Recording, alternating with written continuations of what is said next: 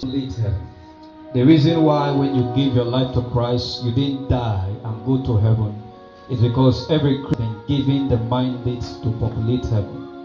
And that is why we remain on earth. So a Christian is like a signpost that shows the way to life and the way to truth. And whether you like it or not, it is our responsibility as individuals to ensure that this war on earth is not won by the devil, but by God.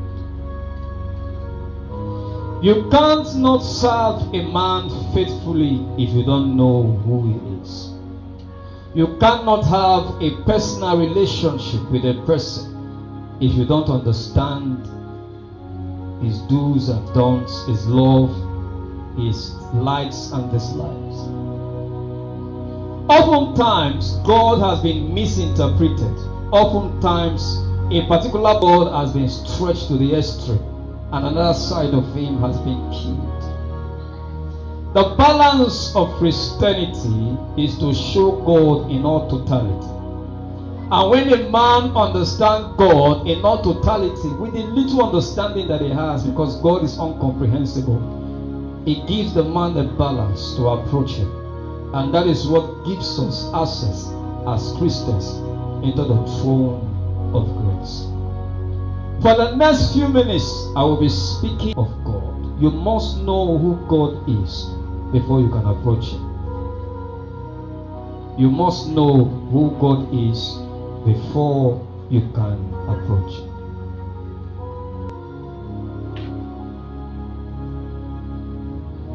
In Jeremiah chapter 32 verse 17, I'm going to be trying as much as possible to read as fast as I can because of our time. Jeremiah was writing to us, and he said some things that describe God and shows his nature as a person. And those things, I want to read some of them to you this morning. Jeremiah said in verse 32 verse 17, if you get there before me, please, you can read because of our time. I read Jeremiah chapter 32 verse 17. It says, O Lord God, you have made the heavens and the earth by your great power and outstretched arm. Nothing is too difficult for you. The first nature of God is that God is all powerful. There has never been a thing in front of God to him. To God, everything is simple. To God, everything is workable. When God sees a problem, this is a problem. When God sees a mountain, there's a valley in front of it. When you come to dryness, what God sees is overflow. There has never been any problem before God that the solution is not in front of him. And so the book of Jeremiah made us to understand that God is all powerful. There's nothing too hard for him to do. He said he stretches the heavens like a garment. Absolutely nothing. To date, men are still trying to discover the number of planets that we have in the universe. People have not even explored up to 55% of the galaxies that God created. God is all powerful. God has all power to do all things. Nature of God. The second nature of God is that God is sovereign. What does it mean to be sovereign? To be sovereign means having the ability to do what you want to do and no one can question you. In the book of Daniel chapter 4 verse 35, Daniel showed us something. He's sovereign. He can do what he wants to do at every point in time, and no man can question him. No being can question him. No power can withstand him. But there's something that is mysterious about God. In all God's sovereignty, we say God is all powerful. We say God is sovereign. But you know what God did? God is holy and just. In 1 Samuel chapter 2 verse 2, God showed forth that he is holy and what? And just.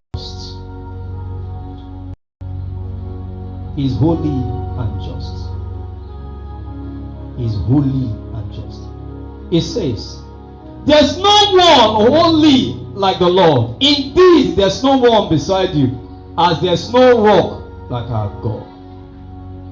In 2 Corinthians chapter 7 verse 1, it shows that God is holy and just. What does it mean to be holy? It means to be unstainable by sin or evil, to be perfectly good.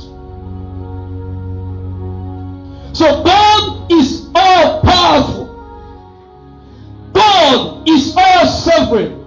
He can do whatever he wants to do. No one can question him. He has the ability to change anything, and no one can ask him, what doest thou? But God is holy and what? And just. He is perfect in goodness. His perfection in goodness puts him under a state where he can do all things, but it's not everything he gives. Why? Because he's a holy and a just God. Is unstainable by sin and by evil.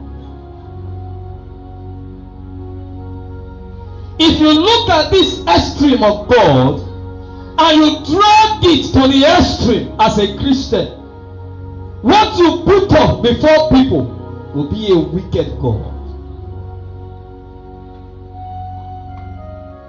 If you take the holiness of God and drag it to the extreme, and you take the justness of God and drag it to the extreme, and you take the purity of God and drag it to the extreme, what you will develop God to be is a schoolmaster that has a long cane in his hand to discipline anyone that offends him. The nature of God brings balance to a Christian. The nature of God helps a Christian to first of all understand who he is dealing with. He said, he that must worship him must first of all understand that God is what? Is a spirit. And they that must worship him what? In spirit and what? And in truth.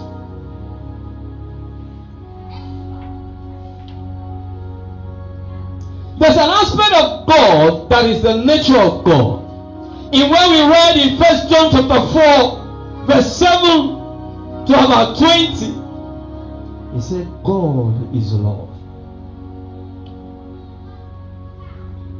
The book of Romans provided more insight to it. Romans chapter 8, verse 35 presented more insight to it.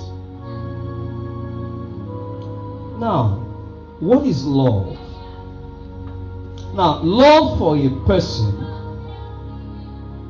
is emotional attachment. That is not what God calls love. What God calls love is different from our definition of love. He said, who shall separate us from the love of Christ? Shall trouble or distress, persecution or famine, or nakedness or danger or sword? As it is written, for your sake we face death all day long. We are considered as sheep to be slaughtered. No, in all things we are more than conquerors through him who loved us. God's nature is love. What is love? Love is unconditional. There is nothing you are going to do on earth that will make God love you more. There is nothing you are going to do on earth that God will love you less. The danger of Christianity is if a Christian fails to understand this nature of God.